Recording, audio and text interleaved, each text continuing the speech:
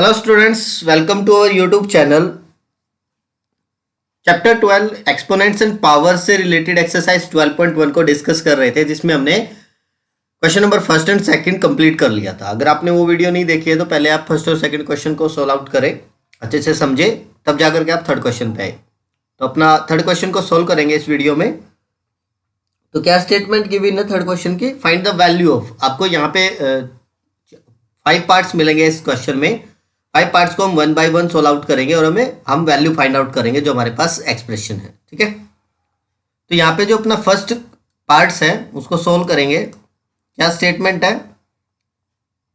3 raise to power 0 plus 4 raise to power -1 into 2 raise to power 2। ठीक है, तो 3 raise to power 0 है तो उसको तो क्या लिख लेंगे? सिंपली 1, क्योंकि because a raise to power 0 होगा तो वो हमेशा 1 होगा। मीन्स किसी भी नॉन जीरो नंबर की अगर पावर 0 होगी तो वो 1 आएगा हमेशा। 4 रेज टू पावर -1 है तो उसको लिख देंगे 1/4 इंटू 2 रेज टू पावर 2। और ये क्यों हुआ? क्योंकि अगर किसी भी पावर माइनस में होती है तो हम उसका रेसिप्रोकल कर देते हैं। ठीक है, अब यहाँ पे हम एलसीएम सोल्व आउट करेंगे तो 4 प्लस 1 हो जाएगा इंटू 2 रेज टू पावर 2। तो यहाँ पे हो गया 5/4 इंटू 2 रेज टू पावर 2। ठीक है, 5/4 को हम क्या लिख सकते हैं? 2 रेज टू पावर 2 और into 2 raise to power 2।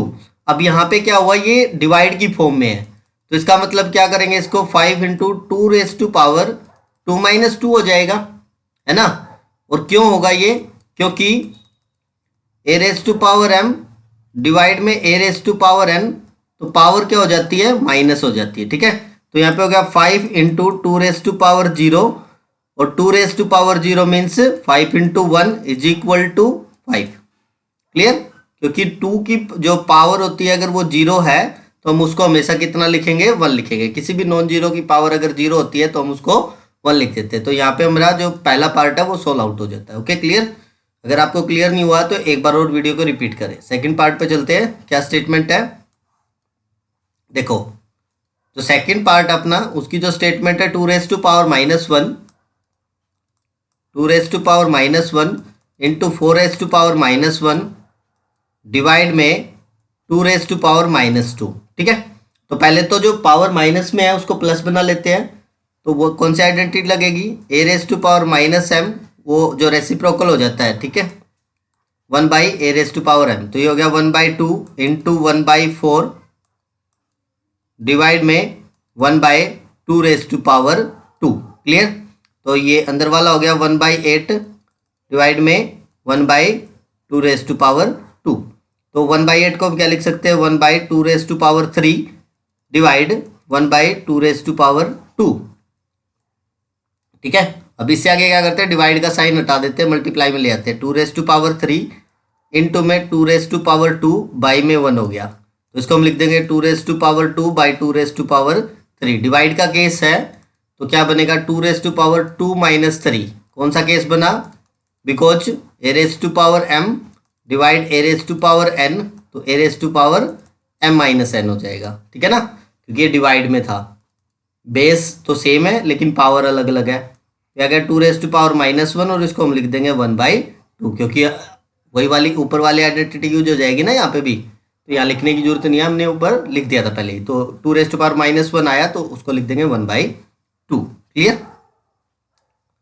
Okay, so next part पे चलते हैं, पार्ट थर्ड। क्या स्टेटमेंट है? ध्यान से देखिएगा। जितने भी हमारे बेस है ना उनकी जो पावर है वो नेगेटिव में है तो उसको पहले पॉजिटिव बनाएंगे।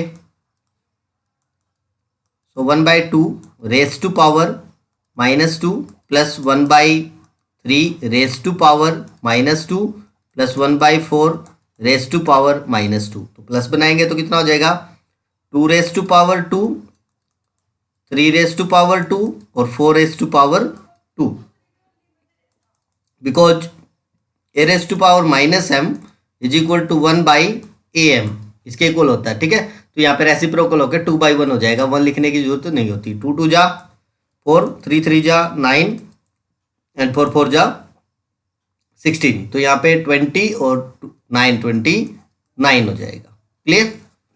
आई होप आपको तीनों पार्ट अच्छे से क्लियर हो गए होंगे। तो नेक्स्ट पार्ट पे चलेंगे। क्या नेक्स्ट पार्ट अपना फोर्थ पार्ट है। देखो स्टेटमेंट क्या है, 3 raise to power -1 plus 4 raise to power -1 plus 5 raise to power -1 raise to power 0। अब यहाँ पे जो अंदर है ना वो बेस है पूरा का पूरा, ठीक है, और पावर उसकी होल की पावर है। या तो हम क्या करें, अंदर वाले को सोल्व आउट करें तो भी बात घूम फिर करके वही आ रही है कि जो हम क्या कर सकते हैं, जो ब्रैकेट के अंदर जो भी हमारा एडिड में जो पड़ा है उसको या तो हम ऐड करके सोल्व आउट करें या डायरेक्ट हम लिख दें कि किसी भी नॉन जीरो नंबर की पावर अगर 0 है तो हम उसको क्या लिख देंगे, 1 लिख देंगे, because a raise to power 0 is equal to 1। ठीक है, यहाँ पे आप सोल्व करें या ना करें, अगर सोल्व करते हैं तो कितना हो जाएगा, 1/4 plus 1/3 plus 1/4 plus 1/5 raise to power 0। And जब हम अंदर वाले को सोल्व करेंगे तो यहाँ पे हो जाएगा 47/60 रेज टू पावर 0। अब कितना आ जाएगा, 1 आ जाएगा। तो आप ऐसे भी कर सकते हैं या डायरेक्ट भी कर सकते हैं। क्लियर? चलिए फिफ्थ पार्ट करेंगे। क्या फिफ्थ पार्ट भाई, देखो ध्यान से स्टेटमेंट।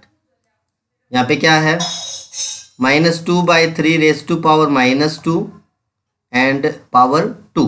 ठीक है, तो इसका क्या कर लेते हैं, रेसिप्रोकल कर लेते हैं पहले अंदर वाले का। क्या हो गया, 3/2 माइनस का पावर 2 हो गई प्लस की, एंड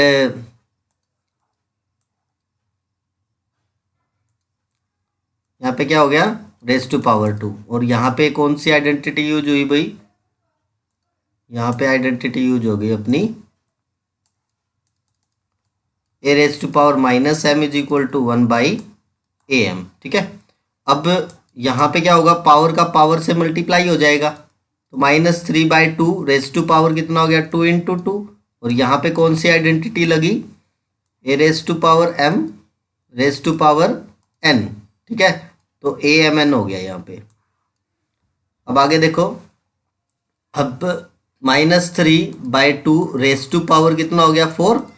अब -3 की पावर 4/2 की पावर 4। ठीक है, अब -3 की पावर 4 है तो क्या हो जाएगा, -3 × -3 × -3 × -3। ठीक है, और बाई में 2 × 2 × 2 × 2। आप इसको ब्रैकेट में लेंगे यहाँ पे। ठीक है, एक बार दोबारा से लिखता हूँ इसको। यहाँ पे हो गया -3 × -3 × -3 × -3 2 × 2 × 2 × 2। 3 3 जा 9, 9 3 जा 27, 27 3 जा 81। प्लस का क्यों आया, क्योंकि यहाँ पे positive even times negative sign है। ठीक है, 2 2 जा 4, 4 2 जा 8, 8 2 जा 16। ठीक है, तो ये अपना क्या हो गया, आंसर हो गया फिफ्थ पार्ट का। क्लियर? तो नेक्स्ट क्वेश्चन करेंगे, क्वेश्चन नंबर फोर्थ को सोल्व। ठीक है, फोर्थ का जो फर्स्ट पार्ट है उसको देखते हैं। हमें इवेल्युएट करनी है, फर्स्ट पार्ट को सोल्व करना है, वैल्यू निकालनी है। ठीक है, चलो देखो अब यहाँ पे क्या है, स्टेटमेंट को पहले आपको अंडरस्टैंड करना है। 8 raise to power -1 × 5 raise to power 3/2 raise to power -4।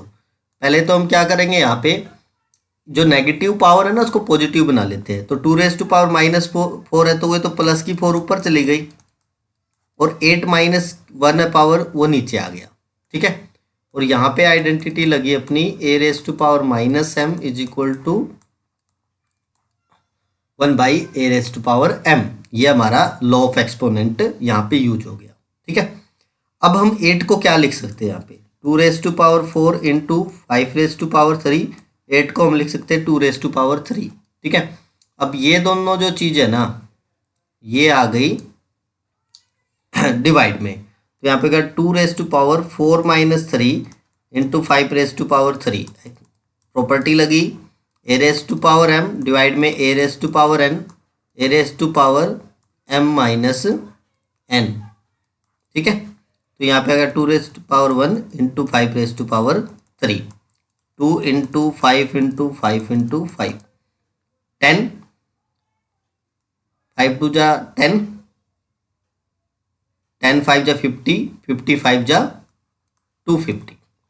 ठीक है, तो ये आ गया अपना फर्स्ट पार्ट का सॉल्यूशन, इवैल्यूएट कर दिया हमने। चलिए नेक्स्ट पार्ट करेंगे, सेकंड पार्ट। क्या है सेकंड पार्ट अपना? देखो 5 raise to power -1 into 2 raise to power -1 into 6 raise to power -1। पहले तो हम पावर प्लस करेंगे तो रेसिप्रोकल हो जाएगा, तो 1/5 into 1/2 into 1/6। Clear? A raise to power -m is equal to 1/a raise to power m। नीचे की मल्टीप्लाई ऊपर की मल्टीप्लाई, तो 1/5 2 जा 10, 10 6 जा 60। ठीक है, तो ये अपना क्या आ गया? सॉल्यूशन आ गया।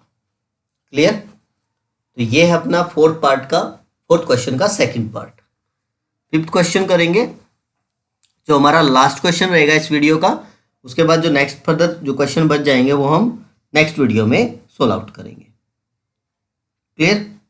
सिक्स्थ और सेवंथ क्वेश्चन जो है वो हम नेक्स्ट वीडियो में करेंगे। तो चलिए, find the value of m। m की वैल्यू आपको फाइंड आउट करनी है जब हमें ये इस टाइप का एक्सप्रेशन गिवन हो। 5 raise to power m divide में 5 raise to power -3 is equal to 5 raise to power 5। अब दोनों की इसमें डिवाइड में है, बेस सेम है ना, तो बेस तो 1 हो जाएगा और पावर क्या हो जाएगी? माइनस हो जाएगी। ठीक है, कौन सी आइडेंटिटी लगी? Because a raise to power m divide में a raise to power n, a raise to power m minus n। Clear? तो यहाँ पे क्या 5 raise to power m+3 is equal to 5 raise to power 5।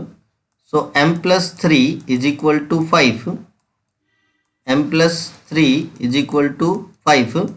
So m की value क्या आ गई? 5 - 3 कितना आ गया? 2 आ गया। तो m की वैल्यू कितनी आ गई अपनी? यहाँ पे 2 आ गई भाई। क्लियर? m की वैल्यू कितनी आ गई? 2 आ गई। जब हमने कंपेयर किया, अगर बेस सेम है ना तो पावर भी क्या होगी? यहाँ पे सेम होगी, तो इसलिए हम पावर को इक्वल रख लेते हैं। क्लियर? तो इस वीडियो में हमने किए थर्ड क्वेश्चन, फोर्थ और फिफ्थ। अगर आपको किसी भी क्वेश्चन के किसी भी पार्ट में डाउट है तो आप कमेंट कीजिए। आपके जो क्वेश्चन की जो प्रॉब्लम होगी उसको क्लियर 100% सोल्व किया जाएगा। अगर आपको वीडियो अच्छी लगी है तो लाइक करें, चैनल पर फर्स्ट टाइम है तो सब्सक्राइब करें और ज़्यादा से ज़्यादा अपने फ्रेंड सर्कल के साथ शेयर करें, जिससे ये सभी स्टूडेंट्स में जा सके और उनकी हेल्प हो सके। Thank you, have a nice day.